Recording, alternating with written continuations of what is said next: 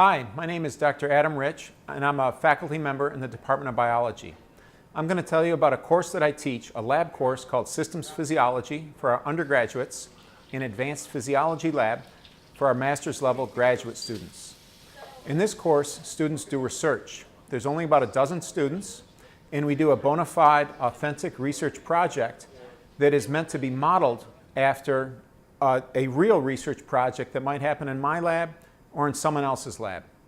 We begin the course with really a seminar, and then we develop a question. That question is really open-ended, and it's something that's never been done before. Then we divide into 3 research teams, each led by one person, typically a graduate student, and each team has its own individual objectives.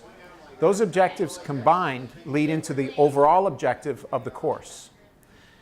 The course is really meant to model and to teach the process of doing science. So we have plenty of mistakes, lots of frustration, but everybody comes a long way in that they learn the process of science, they develop problem-solving skills and critical thinking skills.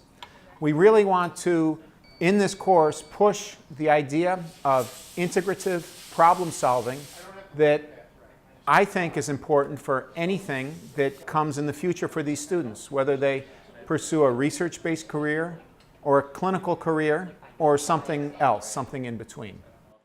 So basically right now we are washing off the primary antibody of first set of 5 DPF fish.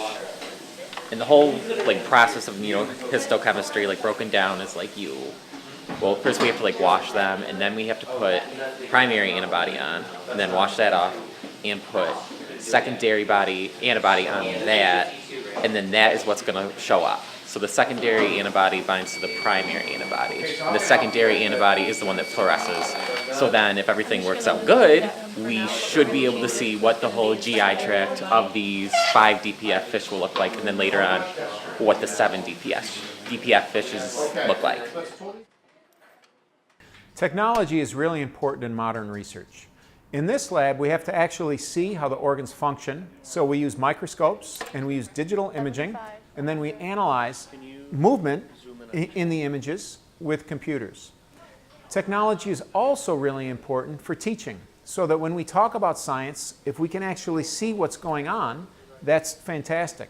So we have these microscopes with cameras, and the cameras are hooked up to larger screen monitors so that the person looking through the microscope can see what's going on. But then the other team members and the other scientists in the room can actually talk about it. So that's one example of technology. And we have many others all around the lab. And every group is using really modern technology to implement these modern techniques to look at gene function using the zebrafish model.